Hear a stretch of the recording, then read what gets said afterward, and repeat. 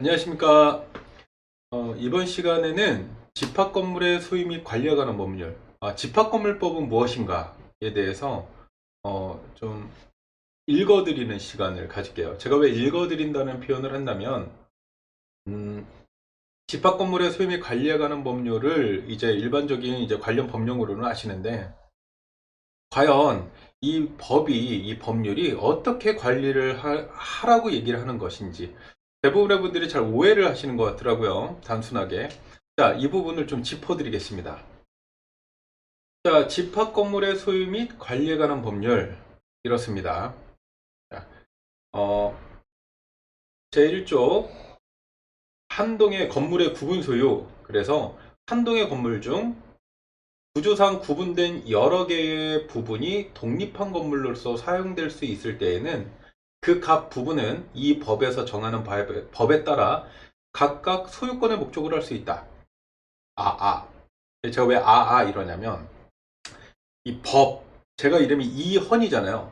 이 법헌자를 쓰는데도 불구하고 이 법이라는 단어가 잘 입에 안 붙어요. 법. 조금 양해 좀 부탁드릴게요. 자, 그렇습니다.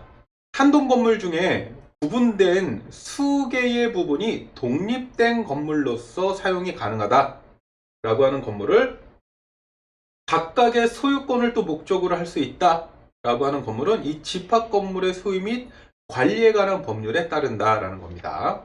자, 제1조의 2 보시겠습니다. 자, 상가 건물의 구분 소유.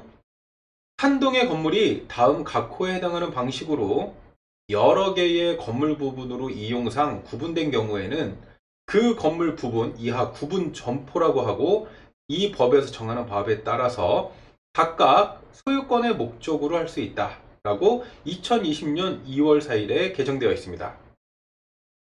제가 지금 이제 그 법제처에 들어가서 지금 이 자료를 다운받은 지 이제 얼마 안 돼요. 그러니까 이게 지금 개정법안이 지금 이제 올해 2021년도부터 시행되는 게 있고, 이제 잠깐 볼까요? 자, 이 개정법이 시행이 2021년 2월 5일부터입니다. 지금 이 영상을 찍고 있는 이 시간이 2021년 01월 22일이기 때문에 향후적으로 한 보름 정도 있으면 이 법이 이제 시행된다는 얘기죠. 자, 그래요. 자, 1. 부분점포의 용도가 이제 건축법에 따라서 제8호의 운수시설일 것. 뭐, 2. 삭제. 자, 이렇게 필요한 것만 좀 넘어갈게요. 자, 경계를 명확하게 알아볼 수 있는 표지를 바닥에 견고하게 설치할 것. 구분 점포를 명확하게 구분해라 라는 얘기입니다. 이해하시죠? 자, 내가 가지고 있는 게 누군가 이럴 수 있죠. 상가를 분양받으신 분이 나는 예를 들어 201, 202, 203호야 라고 가봤더니 각각의 호실이 개별적으로 따로따로 분리된 게 아니고 통으로 그냥 하는 거예요. 통으로.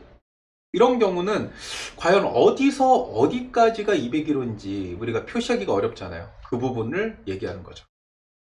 자, 구분점표별로 부여된 건물 번호 표지를 견고하게 붙일 것. 당연하죠. 내가 세 채를 갖든 열 채를 갖든 이건 뭐 내 거야 라고 하지만 실제로 사용하는 사람들이 여기가 몇 톤지 몇 톤지 명확하게 구분이 돼 있어야 된다는 거죠. 그죠? 자, 그리고 잠깐만요.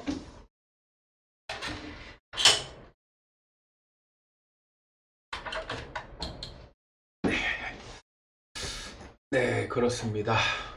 화면이 잘 안 보여서 제가 네, 그렇습니다. 그리고 자, 제2조 정의. 이 법에서 사용하는 용어의 뜻은 다음과 같다. 자, 용어 정의 들어갑니다. 용어 정의. 집합건물법에서는 어떤 용어를 쓰느냐. 첫째, 구분소유권이라고 합니다.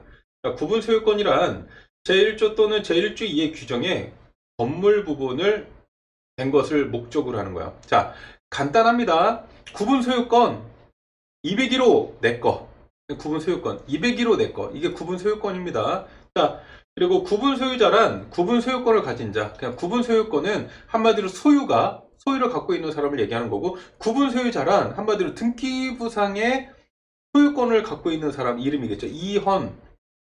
이헌이 A라는 아파트에 뭐 101동에 101호를 점유하고 있다. 또는 이헌이 뭐 예를 들어 A라는 빌딩에 뭐 2층 202호를 소유하고 있다라고 하면 2층 202호의 구분 소유권을 내가 갖고 있는 거고 나는 구분 소유자입니다. 자, 전용 부분은 뭐냐? 전용 부분이란 구분 소유권의 목적인 건물 부분. 자, 전용 부분은 세대 내부를 말하는 거예요. 내가 사용하는 공간. 그리고 공용 부분이란 뭐냐? 전유 부분 이외에 내 사무실의 문을 열고 들어가서 사용하는 공간은 이제 전용 부분. 내 사무실의 문을 닫고 나서 복도, 계단, 승강기, 뭐 에스컬레이터 등의 공용으로 사용하는 모든 부분을 얘기하는 거죠. 그리고 건물의 대지란 전유 부분이 속하는 한 동의 건물에 있는 토지래요. 뭐 이건 뭐 누구나 다 알죠? 그리고 대지 사용권이란 뭐 구분 소유자가 전유 부분을 소유하기 위하여 건물의 대지에 대하여 가지는 권리. 우리가 뭐 저도 경매를 하고 하지만 실제로 경매하시는 분들 우리가 대지 지분으로 경매 낙찰 찾아다니시잖아요. 우리가 건물만 보고 어떤 거기에 투자를 하지 않죠. 아, 건물의 대지 지분이 뭐야? 라고 하죠. 그래서 경매하시는 분들은 뭐 이런 얘기 하시잖아요. 법정지상권 뭐 이런 거. 예를 들어 뭐 이 건물만 경매에 나왔다 그러면 잘 경매 안 들어가죠.